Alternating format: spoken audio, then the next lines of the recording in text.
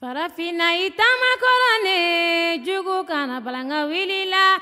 Farafina itama korone faren jugu kana balanga wilila.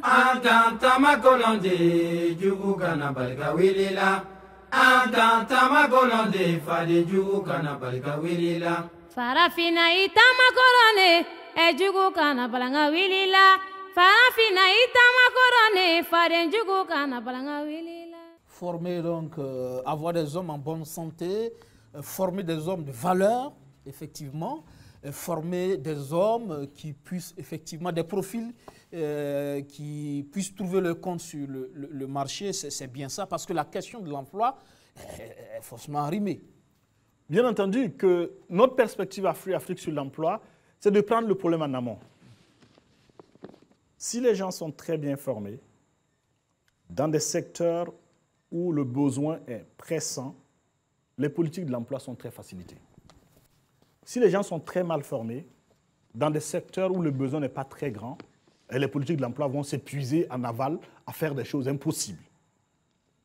Si bien que la question de la qualité de l'éducation, c'est la question en fait de la possibilité des jeunes de se faire employer derrière.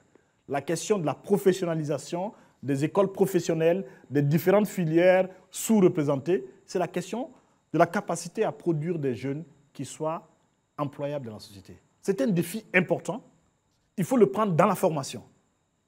C'est important. Deuxième chose, il faudrait qu'on parle de l'éthique du travail.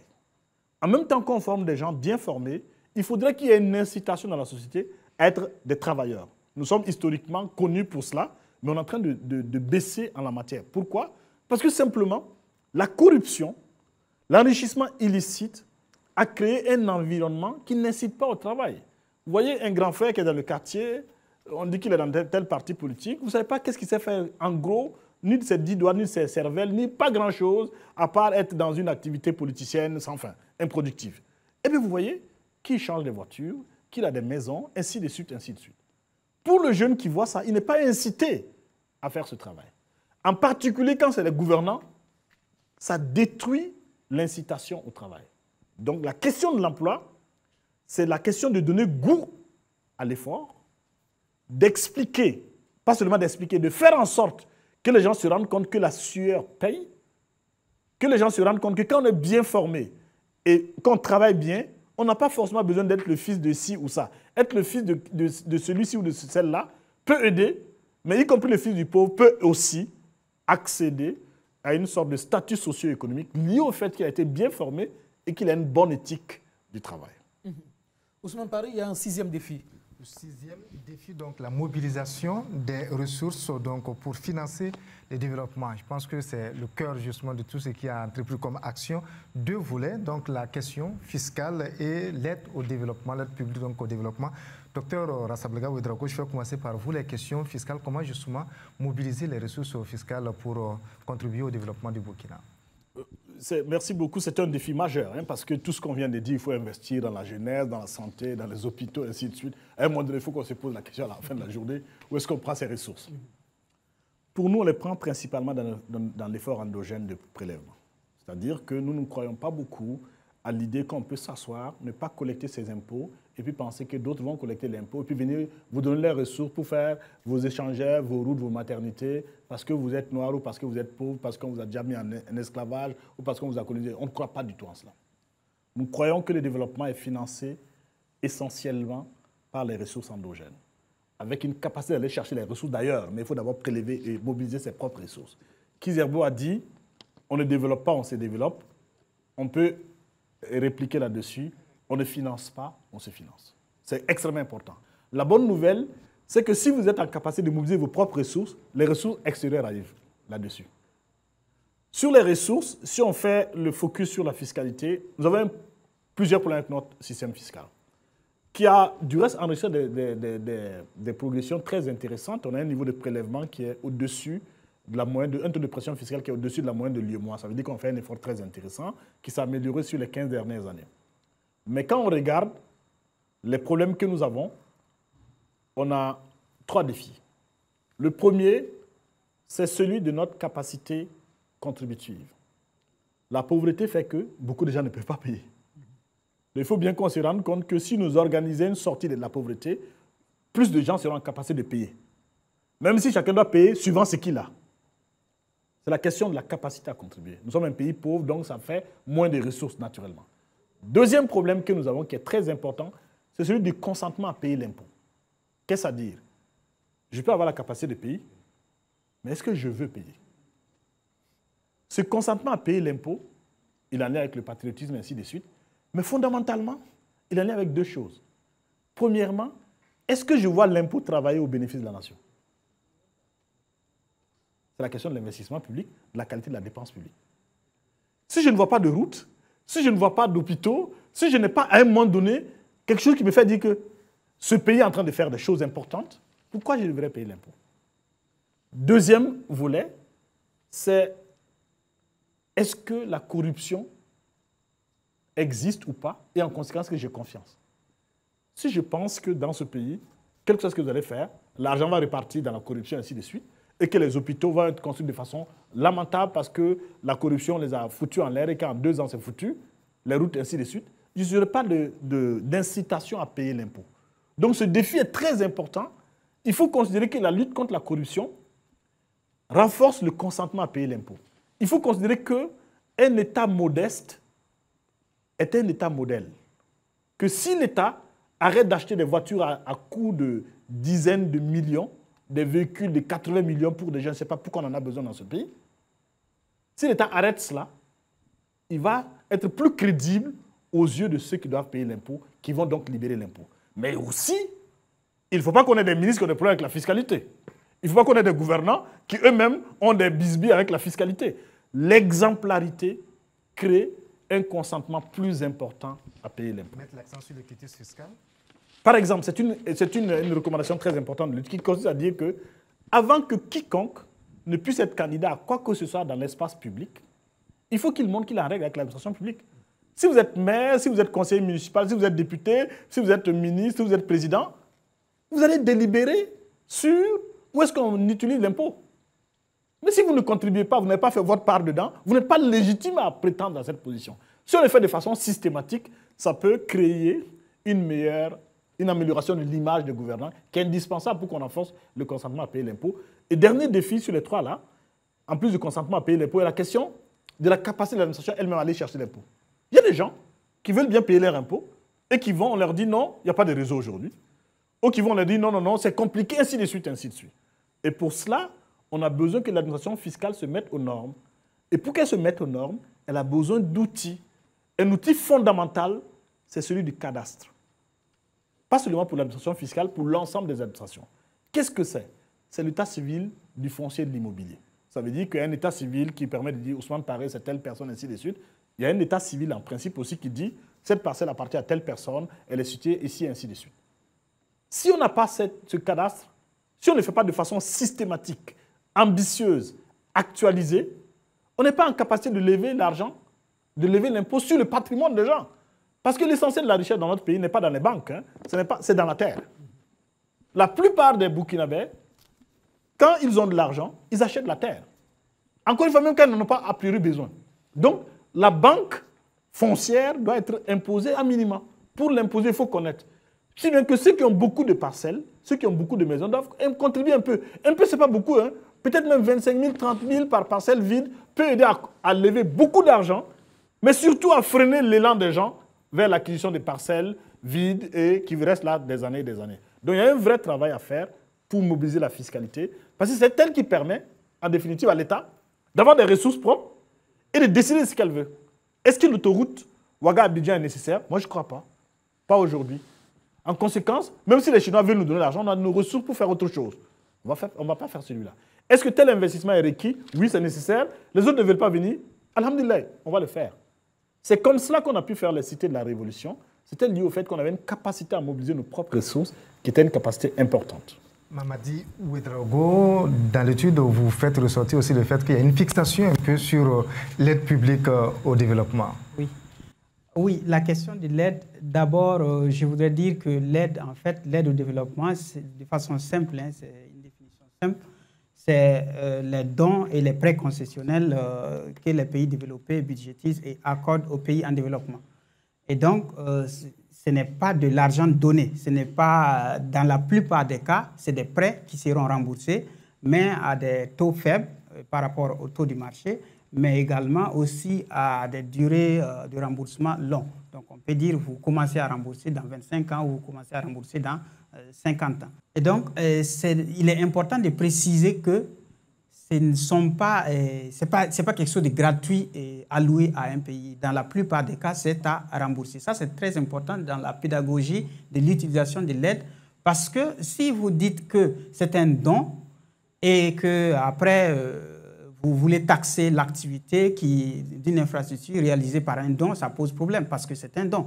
Et donc, il y a le fait que quand on dit que c'est un don, ça alimente le fait qu'on n'a pas envie de faire l'effort de contribuer ni à la protection de l'infrastructure, mais aussi à comment est-ce qu'on fait pour que l'infrastructure soit entretenue dans la durabilité. Il y a à dire justement que dans les discours politiques, il faut qu'on puisse en tenir compte. La franchise, justement, quand on dit par exemple que telle infrastructure, c'est un don, on fait comprendre aux populations que c'est gratuit, alors que les mêmes populations doivent par la suite cotiser pour rembourser cela. Exactement. Il est très important de préciser que c'est de l'aide au développement, mais ce n'est pas un don, ce n'est pas gratuit. C'est une infrastructure dont on doit cotiser pour rembourser après.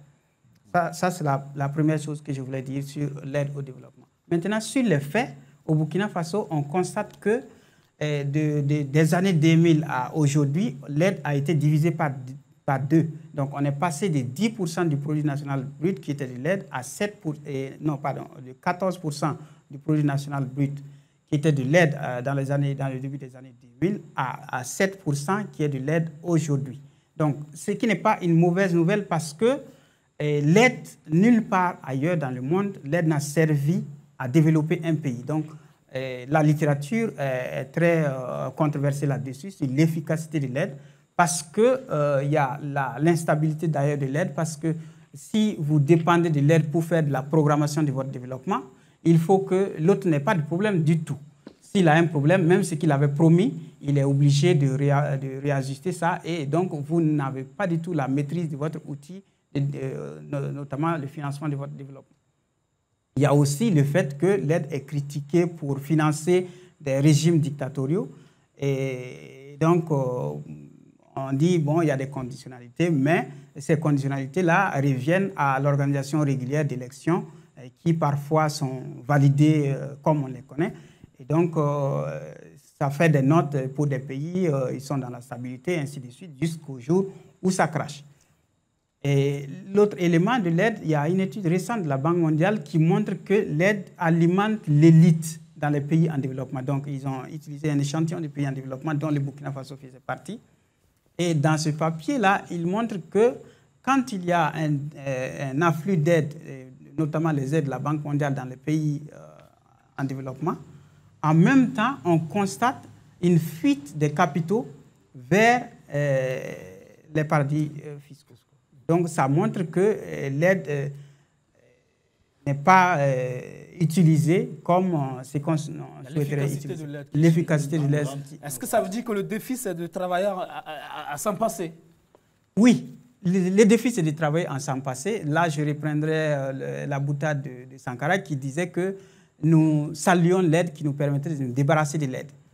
Et si on apprend à compter sur nous-mêmes, si on apprend beaucoup plus à mobiliser les ressources de nous-mêmes, on serait beaucoup plus indépendant dans la planification, mais on serait beaucoup plus en sécurité parce que si vous dormez sur la natte de l'autre, vous dormez par terre. Le jour qu'il retire sa natte, vous retrouvez. Donc les électeurs devront faire plus attention aux candidats qui travaillent à la mobilisation effectivement endogène des ressources surtout. Exactement. Surtout qu'il y a un discours politique qui est que notre pays, bon, il y a des candidats souvent qui disent que notre pays ne peut pas vivre sans l'aide, ce qui est faux parce qu'on n'est pas si dépendant que ça. Et donc, il est important de les écouter et de savoir si toutefois, est-ce qu'ils connaissent même ce qu'on reçoit comme aide, ça représente combien de notre économie. Et c'est pour cela que je parle de la fausse fixation sur l'aide, parce que l'aide au développement est plus faible que les flux illicites de capitaux qui quittent les pays africains et qui repartent dans les paradis fiscaux. Autrement, ce qui est donné comme aide au développement, on pourrait s'en passer de ça et contrôler la fuite des capitaux illicites de l'Afrique et avoir beaucoup plus de ressources que ce qu'on pense et avoir aussi de l'autonomie dans l'utilisation des ressources. Voilà. Je voudrais donner une anecdote qui complète très bien. Le collègue a oublié de donner cette anecdote qu'on cite souvent en Afrique. C'est l'anecdote de l'inauguration de Bagrépol. Oui. L'inauguration de Bagrépol, le Burkina s'endette à hauteur de 62 milliards pour faire un investissement qui s'appelle Bagrépol. Et à l'inauguration, Free Afrique dépêche une mission. C'était une de nos premières missions sur le terrain pour aller écouter. Le Premier ministre, lui, Kadhalf Tiawa, à l'époque, explique ce qui s'est passé. Le patron de la Banque mondiale explique. Et puis la traduction en Moré indique que Banque mondiale a 1 milliard 50 teka. Tu vas montrer que banque et Bagrépol libre petit Paris. Les populations applaudissent à tout rompre. Dans la traduction en Moré, on ne leur a pas expliqué que c'était un prêt, même si le taux d'intérêt est faible, c'est le principe de l'aide comme il l'a expliqué. Dans la plupart des cas, il y a quelques dons, mais ce n'est pas en général très important. Et qu'en conséquence, il faut travailler à rembourser. Si bien que nous savions qu'il y aura des problèmes, et ça n'a pas manqué. Quand on a commencé à demander aux populations de louer les parcelles de terre au bord du barrage, sur les berges du barrage, on a dit, mais comment? Vous avez dit que la Banque mondiale a donné l'argent pour que des milliards sans fin du temps. Ils ont dit à Moré, pour ceux qui ne comprennent pas Moré, ils ont dit, la Banque mondiale a donné des milliards sans fin pour qu'on fasse de Bagré un petit Paris. 62 milliards est devenu des milliards sans fin. Donc effectivement, cette question de la pédagogie sur l'aide est fondamentale. Parce qu'en général, vous aussi, vous y contribuez de la mauvaise des manières, la presse. On donne une petite ambulance, tout de suite, l'information est passée sur la télévision nationale, la radio nationale, ainsi de suite. Donc ça laisse le sentiment aux populations que finalement, sans ça, on ne va absolument pas s'en sortir. C'est important, ça colmate des brèches, mais fondamentalement, un pays n'a jamais compté sur ça pour se sortir d'affaires comme il a indiqué. Un pays se mobilise et en conséquence fait en sorte que cette aide soit plus efficace. Parce qu'il s'est mobilisé sur ses propres ressources, qui sont très importantes, encore une fois. Si nous savons contrôler les fuites de capitaux de chez nous, on va avoir des ressources beaucoup plus substantielles que ce qui est donné dans l'aide au développement. Voilà. Septième défi, Elie Kaboré, on a parlé tout à l'heure d'investissement public, là on parle d'investissement privé. Effectivement, en 5 ans, on a remarqué que Burkina a reçu plus de 600 milliards en termes d'investissement direct étranger dans le seul secteur minier. Mais la remarque que l'on peut faire, c'est que ce sont des investisseurs non nationaux et des capitaux non nationaux. Aujourd'hui, comment faire pour que les Burkinabés s'impliquent dans le secteur minier en tant qu'investisseurs direct dans les mines et aussi en tant que sous-traitants? Merci beaucoup. On aborde là un défi qui nous tient particulièrement à cœur aussi, c'est celui de l'investissement privé et de l'appropriation de l'économie nationale. C'est notre perspective, nous sommes dans le développement endogène Afrique. Qu'est-ce que ça veut dire? Que finalement, notre perspective de fixation sur l'investissement étranger, il faut la questionner. Depuis la fin de la révolution de Sankara, on est convaincu qu'il y a des messieurs qui s'appellent secteur privé international, qui sont très forts, qui ont les capacités, toutes sortes de capacités, on ne sait pas comment ils les ont eues, et qui n'ont aucune de ces capacités, et qu'il faut les appeler pour venir gérer nos rails, qu'il faut les appeler pour venir gérer un secteur aussi productif, aussi rentable que les mines, qu'il faut les appeler pour venir faire ci, faire ça. On doit en faire le bilan aujourd'hui. Si vous regardez les rails, je ne suis pas convaincu qu'on a beaucoup de sociétés de transport au Burkina qui sont aussi mal gérées que les rails, en tout cas en termes de bénéfices pour la nation. Il faut en faire le point. La fixation sur l'investissement étranger part d'un méga mensonge, qu'il y a des développeurs dans le monde et que les nôtres, notre secteur privé, est congénitalement incapable. Il est né incapable. Ça n'existe pas. Les gens se mettent aux normes. Là où il n'y a pas d'intellectuels, on en a formé. Là où il n'y a pas de gens, on en a formé. Là où il n'y a pas de bons dirigeants politiques, on en a formé aussi. Ça a émergé aussi. Là où il n'y a pas de bons secteurs privés, on en a formé. Encore une fois, quand on regarde dans la réalité, notre secteur privé, dans tous les plans, n'est pas aussi en retard qu'on le croit. Il manque de politiques de soutien, notamment dans l'industrie minière. Regardez, il y a des pays qui s'en sont sortis, dans lesquels il était interdit à un investisseur étranger d'investir. Le Japon, au début de son installation, c'était comme cela. La Corée du Sud, ça a été comme cela aussi. L'Éthiopie, dans certains compartiments du pays, c'était comme cela. comme les banques internationales qui sont interdites d'investir en Éthiopie récemment, comme dans les télécoms. Des secteurs stratégiques qu'on a protégés pour les investisseurs locaux, le privé local, et qu'on a aidé à se mettre aux normes. C'est de ça qu'il s'agit. Dans le secteur minier, effectivement, nous avons une situation dans laquelle les mines industrielles appartiennent toutes à l'étranger, qui sont des secteurs extrêmement rentables. On nous explique que c'est parce que c'est extrêmement compliqué, c'est le nucléaire. Gros investissements. En réalité, ce n'est pas vrai. Il y a une partie des mines aujourd'hui qu'on peut réserver à 100% des Burkinabés, notamment les carrières. Les mines, c'est d'abord de la carrière. C'est d'aller, en gros, faire un truc qui est tout à fait brutal, d'aller mettre des mines pour exploser des roches. Ramasser maintenant, les mettre dans des concasseurs. Les nôtres font ça depuis 70 ans. Il y a des carrières dans notre pays depuis 60 ans, 70 ans. Au Rwanda, c'est réservé aux nationaux. Je rappelle que le Rwanda n'a pas nos capacités sur ce secteur-là. Notre secteur privé a plus de capacités en matière de BTP, mines, carrières en particulier, que le Rwanda. On peut organiser cela. On peut aussi et surtout permettre aujourd'hui l'émergence de privés industriels dans le secteur minier. La bonne nouvelle, c'est que, à ce qu'il semble, dans les récents jours, il y a une sorte d'appel à proposition qui est lancé pour donner des titres miniers aux locaux. C'est une excellente chose que nous appelons de nos voeux depuis des années. Faisons attention à 2-3 choses là-dessus. La première, on n'a pas besoin d'avoir une distribution à la tête du client. Si on a ça, on est foutu. Nous voulons des champions nationaux dans le secteur minier. On ne veut pas des pions amicaux, comme on l'a indiqué. Qu'est-ce à dire? Ça ne doit pas être le neveu de ou l'oncle de, qui n'a pas les capacités, mais parce qu'il a la bonne adresse. Ça ne marchera pas. On reviendra nous dire que mais Free avait dit de donner au privé local. Regardez, il ne sait pas faire. Non, il y a des privés locaux qu'il faut sélectionner sur la base du fait qu'ils sont plus proches que les autres, qu'ils émergent du local, dans leur sérieux, dans leur professionnalisme. Bien sûr qu'ils ne sont pas prêts à 200%. Mais il faut les y aider. C'est par là qu'on aura le meilleur bénéfice national. Parce qu'en définitive, le privé local a, quand il acquiert des capacités, ces capacités se diffusent dans ses autres affaires. Dans les autres affaires, les ressources investies, les bénéfices restent davantage dans le pays que dans les autres secteurs. Donc, de ce point de vue, la perspective de créer le privé local dans les mines est fondamentale. Le local content également important, faire en sorte que les miniers achètent davantage de biens et services aux locaux, y compris en matière de financement, en matière d'assurance. Ils ne le font pas aujourd'hui. Ils s'assurent à l'international. Ça aurait pu être l'occasion de développer le secteur des assurances, par exemple. Il faut le faire, y compris en matière de restauration. Il faut mettre les nôtres aux normes. Ne croyez pas qu'on va dormir et puis avoir les normes demain. Non. Si on continue comme ça, on va confier notre destin à ceux qui viennent d'ailleurs. En la matière, il faut faire confiance aux nôtres et il faut les soutenir parce qu'en définitive, un pays qui se développe aussi, c'est un pays dans lequel le secteur privé national émerge. Jusqu'au point où il va aller rayonner dans la sous-région à l'international. Sans ça, vous ne pouvez pas avoir le développement avec simplement le secteur privé des autres. Ça ne marchera pas.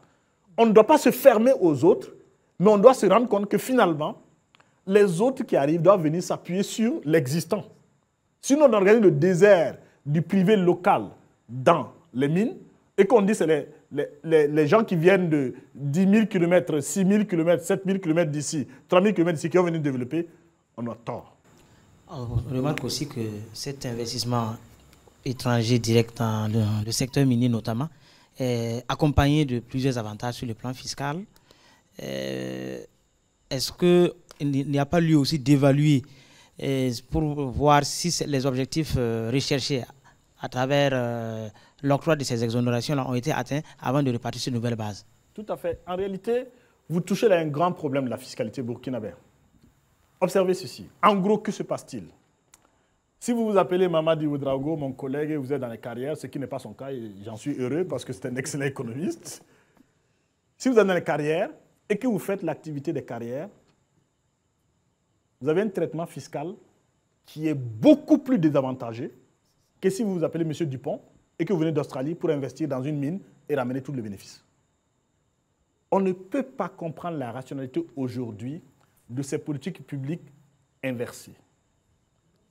On nous a fait croire qu'il fallait un code minier alléchant qui fasse toutes sortes d'abattements fiscaux pour que ces messieurs arrivent. En 2003, on a fait un code le plus généreux d'Afrique. Dans notre évaluation, on l'a montré en 2015, en matière fiscale. Ils ont expliqué toutes sortes de théories. En réalité, ce n'est pas ça qui a décidé les investisseurs à arriver. La variable clé a été le cours de l'or.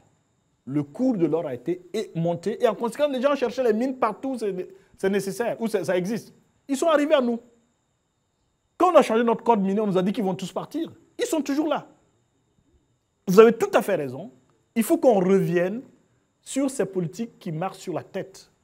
Les politiques publiques pour l'industrialisation, pour l'émergence économique, sont des politiques publiques qui favorisent les locaux. Pas parce que par patriotisme simplement. Parce qu'on se rend compte que d'un point de vue de la vertu économique, c'est par là que ça fonctionne.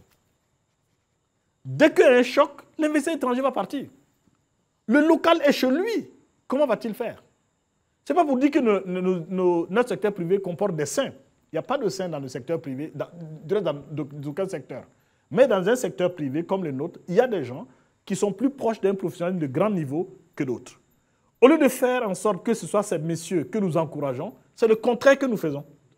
Il faut revenir sur ces politiques et faire en sorte que la priorité soit donnée aux acteurs locaux.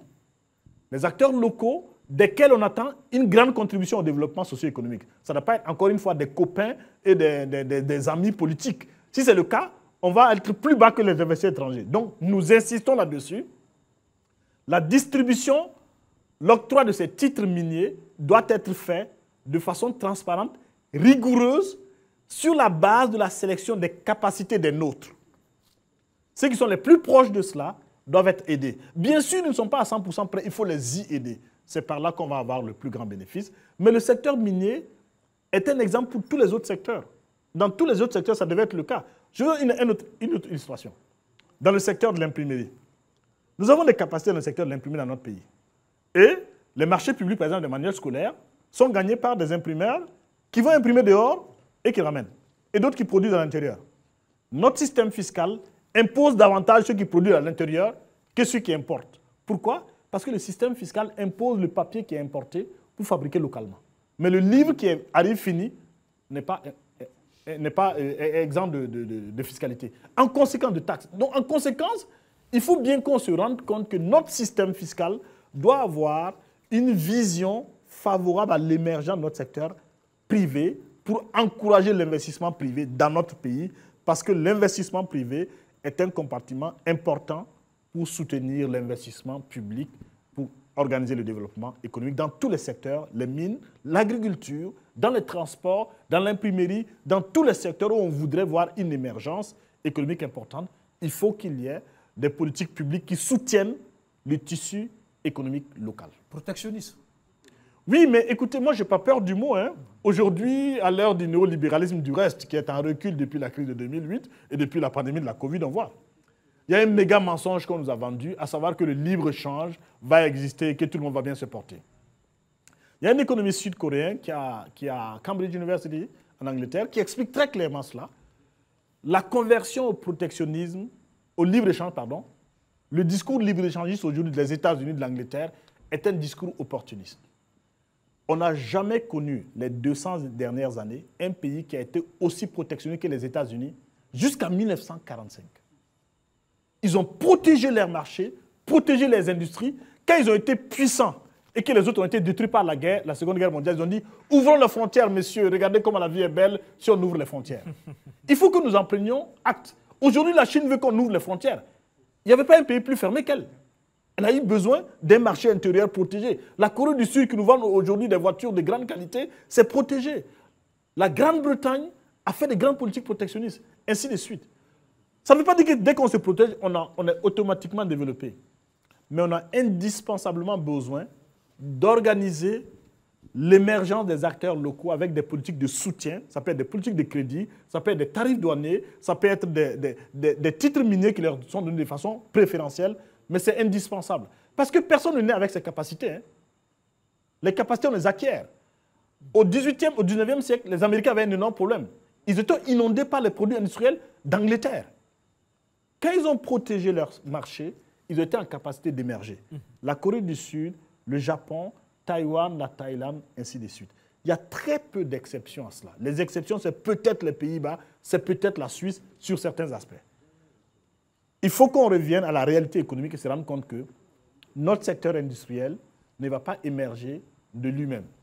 Ce sont des politiques publiques qui peuvent l'y encourager. La bonne nouvelle, c'est que notre secteur privé est monté en capacité dans plusieurs compartiments et qu'il y a aujourd'hui des entreprises qui ne sont pas encore une fois à 100% en ordre, mais qui sont bien meilleures que ce qu'on avait dans 25 ans en arrière et qui sont très proches, dans la plupart des cas, de l'efficacité. Je donne un dernier exemple. Si vous faites l'évaluation des 50 dernières années sur les bitumes produits au Burkina, le meilleur bitume est produit par une entreprise burkinabé, vous savez de qui je parle.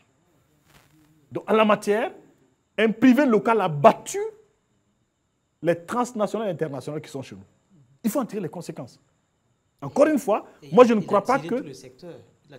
Absolument. Moi je ne crois pas aujourd'hui que la contribution de Sitaray est comparable à celle de Staff. Mais Staff, c'est un local. La société de transport Staff a maillé le pays, permet aujourd'hui à des localités d'avoir du transport collectif. Sa contribution est immense. Mais Sitaray, quand ils sont arrivés, l'investisseur étranger est arrivé, ils ont supprimé les gares de proximité. Donc il faut qu'on en tire le bilan. Il faut qu'on arrête de considérer qu'il y a des super hommes ailleurs qui vont venir de façon généreuse nous développer, nous qui sommes incongénitablement incapables. Non, ça n'existe pas. Il y a des politiques de soutien qui permettent à des acteurs d'émerger. Il faut qu'on organise ces politiques au profit des nôtres. C'est donc un défi, promouvoir l'investissement privé et puis la question de l'appropriation de l'économie nationale. Voilà. Huitième défi, Abdou Karim Savadogo, c'est bien la question, on parle de gouvernance, mais dans le domaine de la question sécuritaire et la question du terrorisme et des conflits communautaires. Abdou Karim Savadogo. Ok, vous savez que la gouvernance est un domaine vraiment transversal. Et comment est-ce qu'on peut, par elle, lutter contre les maux tels que l'insécurité, le terrorisme et le communautarisme?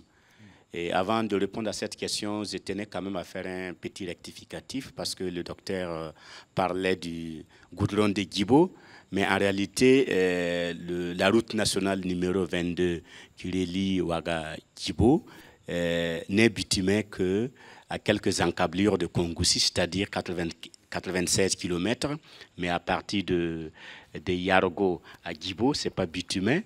Ils avaient entamé les travaux de construction, mais malheureusement, par le fait du terrorisme, ils ont tout arrêté. Et je pense que cela même a contribué à développer le terrorisme dans la zone. Je suis d'accord avec vous.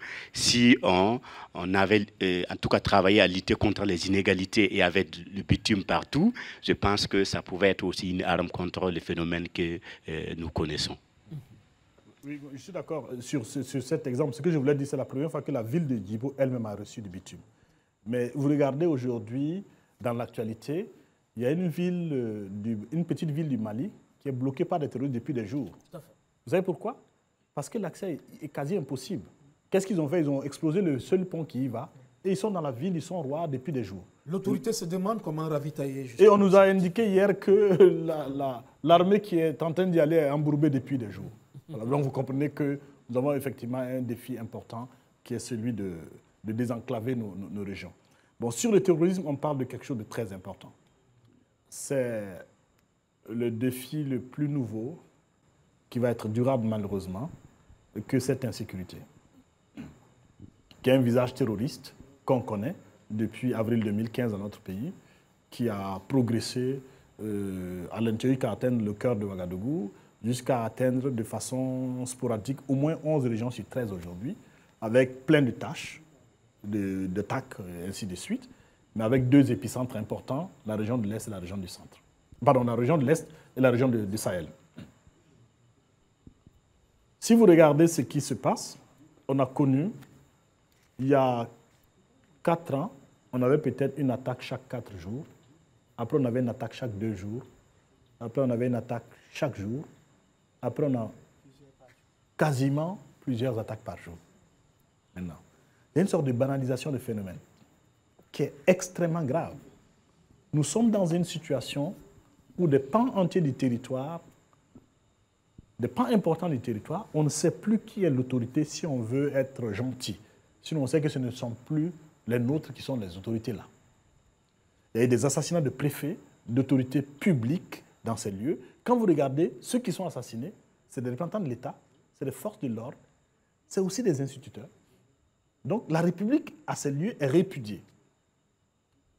En contre-retour, en contre-attaque, le pays a développé une force pas suffisante, pas suffisamment équipée, pas suffisamment bien entraînée, pas suffisamment bien informée, en dépit de tout ce qu'on dit depuis des années, même si ça a monté un peu, c'est toujours en deçà de ce qui est requis. Pas suffisamment bien équipé, vous savez le dire. Regardez l'attentat du café Aziz Istanbul. Le bouclier qui cède, le bouclier qui n'existe pas, et quand finalement on l'a, il cède, ça montre tout ce qui se passe en la matière. Mais quand vous regardez dans la durée, on a aussi la réaction de l'État qui a créé plus de problèmes des fois. Il faut savoir que nos forces de défense et de sécurité, par manque d'informations, par épuisement, par manque de capacité, ainsi de suite, par manque de moyens, ont eu à commettre des fautes qui se retournent contre nous. Il faut se rendre compte de cela. Et il faut leur rendre hommage en disant cela.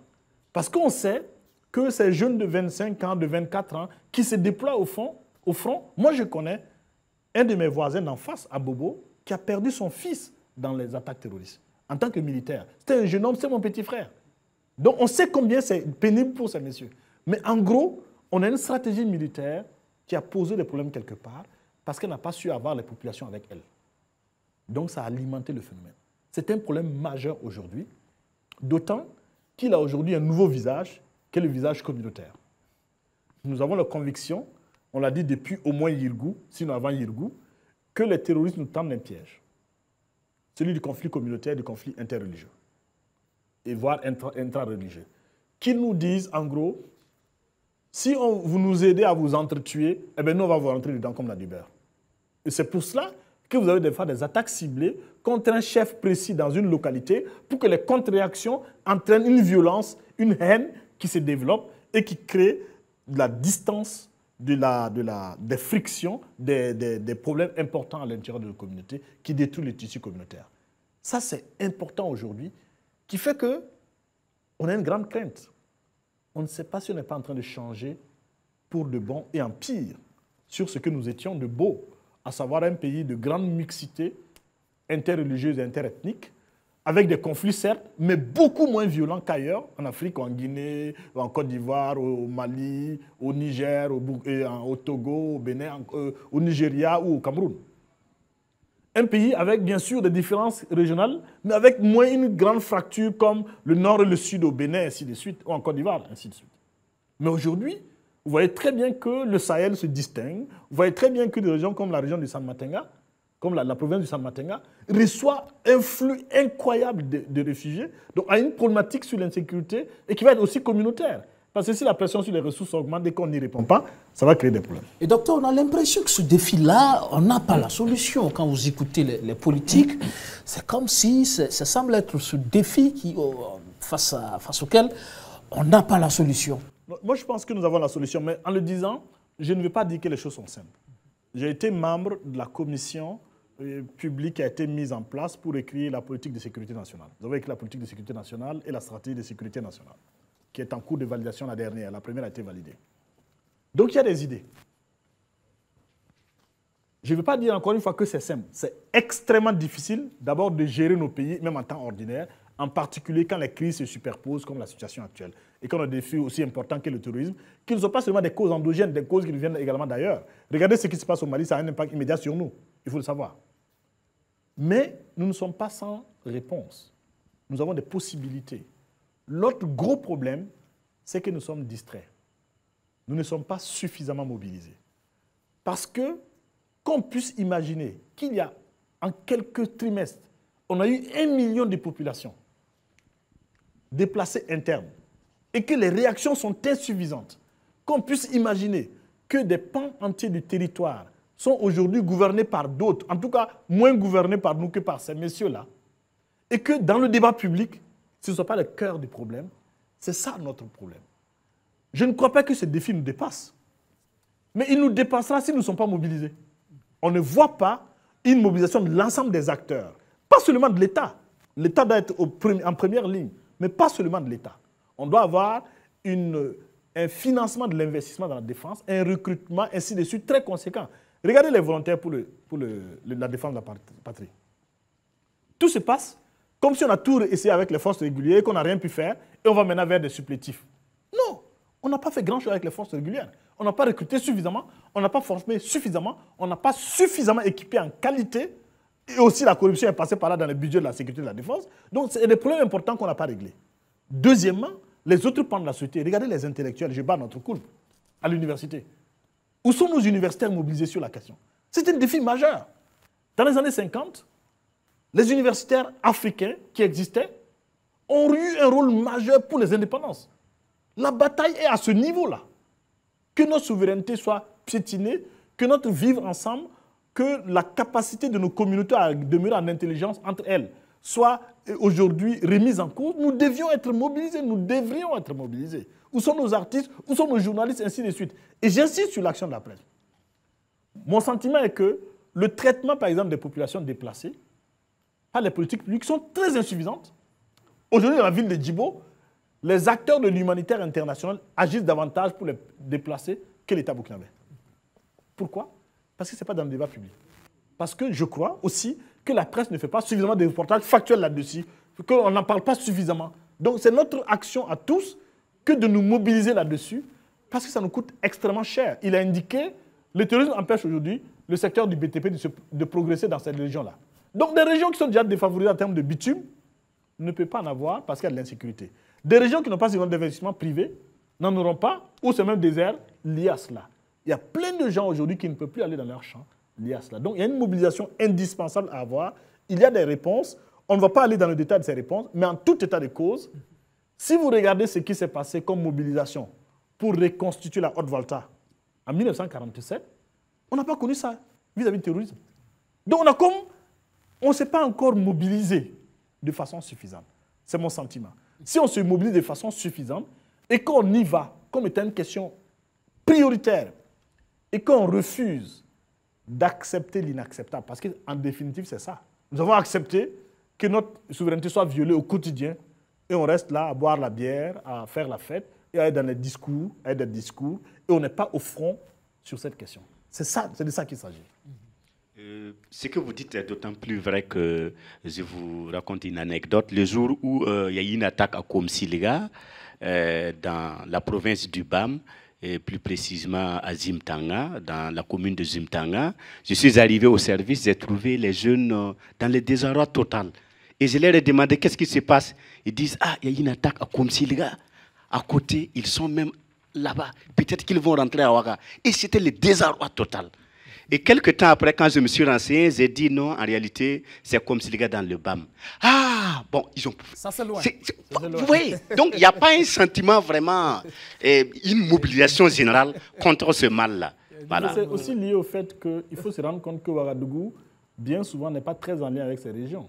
Moi, je crois que si tous les petits déjeuners de Ouagadougou étaient avec comme lait, le lait de Djibo et de Dori, on allait être plus sensible à la situation actuelle. Ouagadougou n'était plus ravitaillé. Exactement, on aurait eu cette situation. Mais je voudrais insister sur une réponse qui fait une place centrale dans l'étude sur cette question.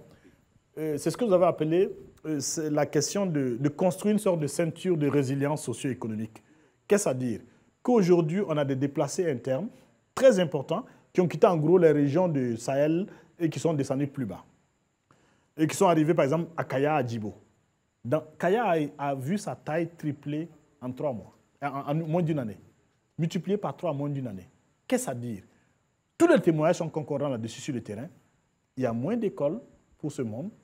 La pression pour l'école est devenue importante. Pour l'eau, pour les centres de santé, pour l'emploi, ainsi de suite, est devenue importante. Ce qu'il faudrait faire, c'est tout de suite se rendre compte qu'on doit aller, pas dans une année, maintenant, faire des forages supplémentaires, faire des écoles supplémentaires pour que la pression sur les ressources soit relâchée, pour que ça ne génère pas un conflit qu'on va appeler demain conflit interethnique, parce que la pression sur les ressources est là et qu'on a oublié cette pression. Deuxième chose, il faut se rendre compte que malheureusement, cette lutte, on ne va pas la gagner dans 2 ans seulement. Elle va être malheureusement durable. Et donc que cette population déplacée va rester là encore longtemps. Il faut organiser sa mise en production. Il faut qu'elle produise.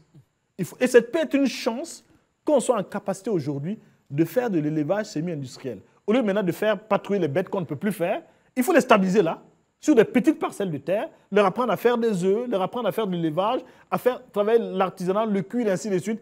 Il faut les mettre en production parce que malheureusement, ça va durer. Je crois que Mamadi... En fait, quelque chose sur le fait qu'on a l'impression que c'était une crise insurmontable. Mon sentiment, c'est qu'il n'y a pas de leadership politique qui est capable de faire l'appel à la nation. Et le collègue disait qu'en 60, les intellectuels étaient mobilisés sur la question de l'indépendance et tout. Mais aujourd'hui, il faut un leadership politique qui est capable d'appeler à la nation et de faire en sorte que, oui, de fédérer les énergies et de faire en sorte que sa parole porte.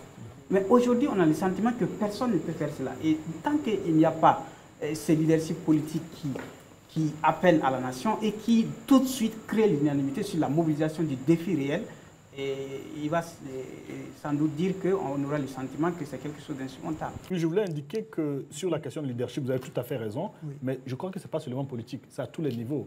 De la même manière, on peut avoir des autorités coutumières religieuses qui puissent rassembler, on peut avoir des intellectuels qui puissent rassembler, des artistes qui puissent rassembler. Donc il y a effectivement un rôle de leadership dans tous les compartiments de la société pour essayer de rassembler les énergies pour faire face aux défis. Exact. Et ça suppose qu'on va au-delà des clivages, justement. Parce que la politique, malheureusement, c'est cela. Les partis politiques, le caractère partisan fait qu'on a du mal à se mettre au-dessus de la mêlée pour voir les défis de la nation, justement. En tout cas, il y a des défis sur lesquels, si on est clivé, on est foutu.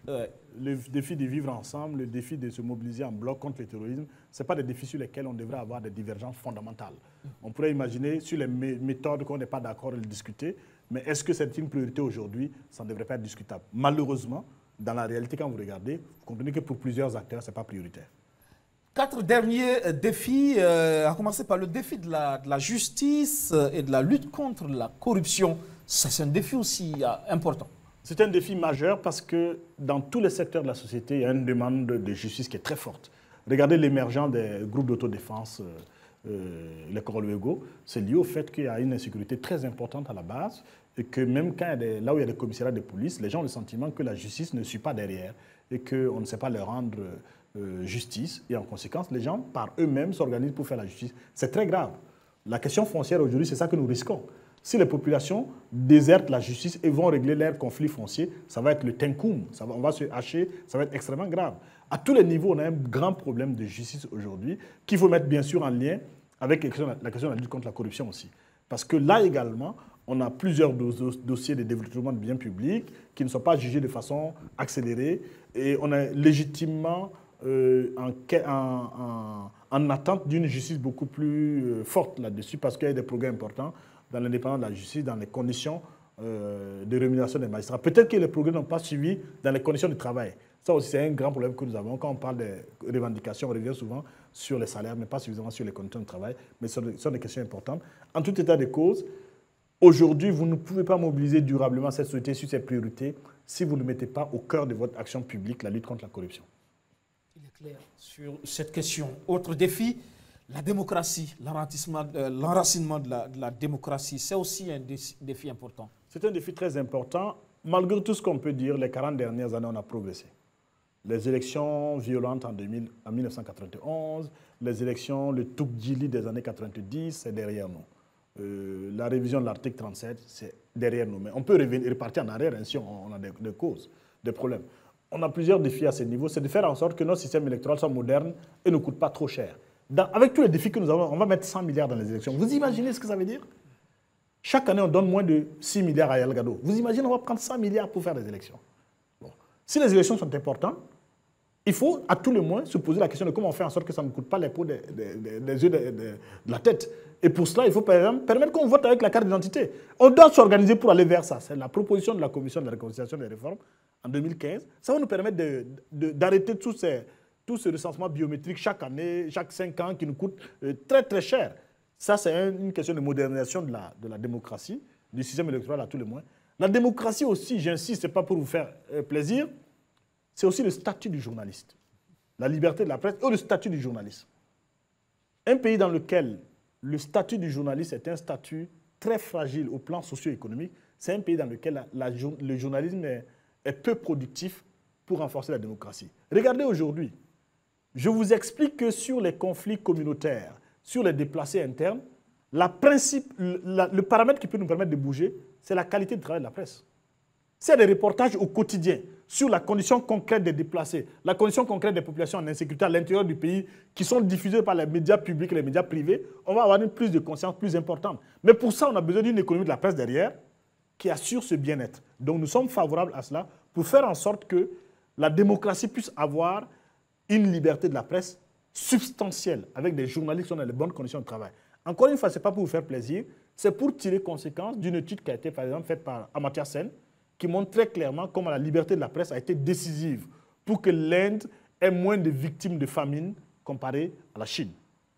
Il y a aussi le défi d'une administration au service des populations.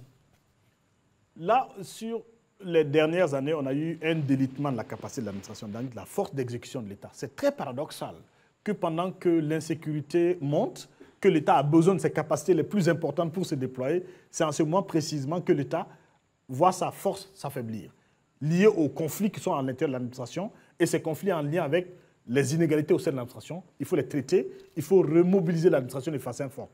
Pour cela, on a besoin effectivement qu'on traite les inégalités au sein de l'administration publique. Mais on a surtout aussi besoin de poser la question de quel type d'administration nous voulons pour notre pays. On a une administration aujourd'hui, pour aller vite, de type néocolonial. On a le sentiment que les populations regardent les administrateurs comme des privilégiés qui ont pu avoir accès à la gamelle et qui sont de l'autre côté et qui sont au service d'eux-mêmes. Dans certains cas, ce n'est pas faux. Quand vous regardez un accueil dans l'université publique, ou un accueil à l'école publique ou dans un hôpital public, vous avez le sentiment effectivement qu'ils ne sont pas là pour la population. Mais c'est des choses que nous devons revoir pour faire en sorte que l'administration publique soit au service des populations. C'est l'une des questions principales dans le Sahel, à l'Est par exemple, qui est que l'administration est regardée comme une administration qui rançonne, comme une administration, en particulier l'administration de la défense et de la sécurité. Elle n'est pas regardée comme étant protectrice des populations locales. Et c'est un chantier important que d'inventer une administration au service des communautés locales. Et il y a un dernier défi développé dans l'étude, c'est bien le défi du leadership de qualité pour changer ce pays. C'est celui que le collègue indiquait tout à l'heure, c'est-à-dire que fondamentalement, tout ce qu'on vient d'indiquer appelle du leadership. Dans le secteur privé, dans le secteur des médias, dans le secteur du sport, de la santé, de l'éducation, de la politique bien entendu, de l'environnement, il faut des hommes et des femmes capables de se dédier à leur communauté et qui ont des capacités de le faire, et qui ont appris à le faire, et qui se mettent au service de leur communauté. La superposition des crises complexifie la gouvernance aujourd'hui, tant publique que privée, et donc le leadership de qualité est décisif à ces niveaux. Bien entendu que les élections en principe sont censées nous permettre d'avoir cela. Mais vous comprenez bien que dans le débat public, nous on le dit depuis des années, on a un vide programmatique dans le débat public. Mieux, on a un leadership qui est très lâche.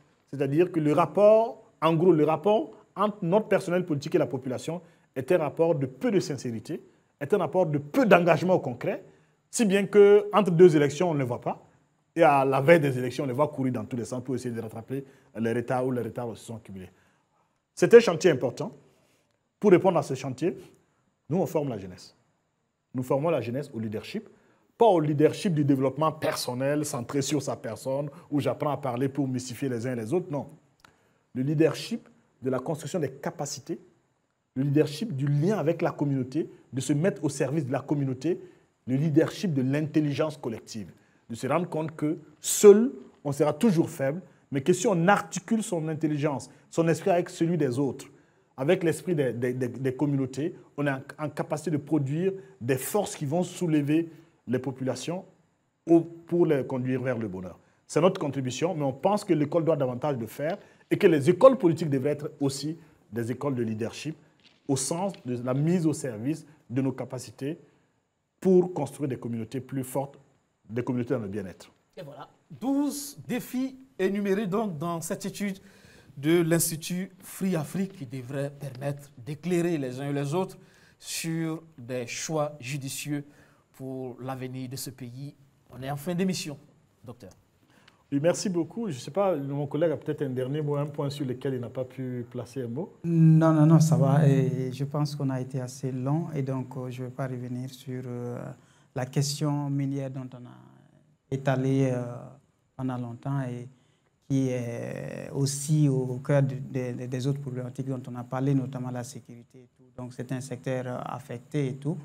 Et c'est un secteur aussi dont on a des avis scientifiques diversifiés sur le fait que les mines contribuent au développement ou pas. Et aussi le fait de comment est-ce qu'on fait en sorte que les mines puissent contribuer au développement. Donc ça va. Merci. Je voudrais profiter, saluer sa contribution à l'Institut Free Afrique. Mamadi Ouedraogo est chercheur économiste à l'Institut Free Afrique et il produit une thèse qui va être soutenue en 2021 sur les économies minières. Et il a eu une contribution très importante à l'adoption du code minier progressiste qu'on a, les dispositions progressives de 2015. Il a été mon grand complice dans la grande bataille de 2015 en termes de production de connaissances pour éclairer l'opinion sur le code minier. Donc les dispositions comme les 1%, les dispositions comme le relèvement de la fiscalité, il y a eu beaucoup de gens qui ont contribué. À Free Afrique, il a été un élément clé de cela. Ce que je voudrais dire pour terminer, c'est de rappeler que cette étude vise vraiment, pour nous, à éclairer le débat public par des évidences de données, d'analyse, et que les uns et les autres puissent faire leur opinion. Pas seulement pour ces élections, mais faire leur opinion sur l'état de notre pays. Les élections sont importantes, mais après les élections, il y a d'autres choses qui doivent continuer. On doit continuer à réfléchir, on doit continuer à travailler. Nous croyons beaucoup à un débat public de qualité, comme étant une méta-institution qui peut changer un pays. Un débat public de qualité peut permettre d'interdire certaines choses, y compris aux plus puissants. Peut permettre de faire en sorte que si le plus puissant va prendre la mauvaise décision, ça va lui coûter tellement cher parce qu'il sait que l'opinion publique est bien éclairée, il ne va pas aller dans ce sens. C'est le sens de notre contribution dans le débat public. On le fait avec des évidences. Encore une fois, on ne veut pas dire que c'est ça qu'il faut faire exactement. Ce sont nos analyses. Ça va éclairer le débat public. Si les uns et les autres peuvent en prendre des graines, ça peut être intéressant. Si ça suscite une contradiction, en particulier dans le fond, ça nous intéresse. Mais si c'est sur la forme, bon, ça restera la même chose. Nous croyons à la liberté de la presse. Nous croyons que la presse a un rôle important. C'est pour cela que nous avons aménagé une restitution privilégiée de cette étude en dehors de ce plateau à la presse pour qu'elle soit en capacité d'interroger les uns et les autres, de questionner les programmes politiques, de questionner l'adéquation entre les défis réels de la société et les offres politiques en présence. Nous espérons qu'on va avoir des élections apaisées. Nous rappelons que la démocratie ne se réduit pas aux élections. Les élections sont importantes. La démocratie, c'est à tous les niveaux, y compris au plan de la prospérité économique. Si notre modèle démocratique fonctionne bien, comme des pays comme le Botswana, on va avoir une démocratie qui marche bien et qui diffuse la prospérité économique au sein de la société, comme c'est le bel exemple du Botswana.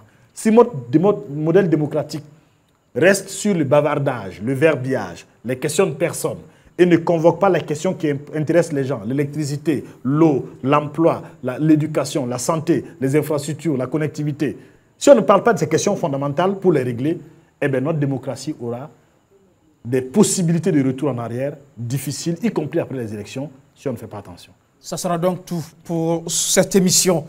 Merci au docteur Rassabelga Seydou Ouedraogo. Merci à Mamadi Ouedraogo, tous chercheurs, économistes à l'Institut Free Afrique. Avec moi donc pour conduire cette émission, Ousmane Paré, Radio Omega, Abdou Karim Sawadogo, l'observateur Palga, et puis Eli Kaboré, l'économiste du Faso. Merci à tous. Ça sera donc tout pour cette émission. Merci de nous avoir suivis. Excellent suite de programme sur BF1. Bonsoir. Farafina itama korone jugu kana balanga wilila. Farafina itama korone faren jugu kana balanga wilila. Antama kolonde jugu kana balanga wilila. Antama kolonde faren jugu kana balanga wilila. Farafina itama korone jugu kana balanga wilila. Farafina itama korone faren jugu kana balanga wilila.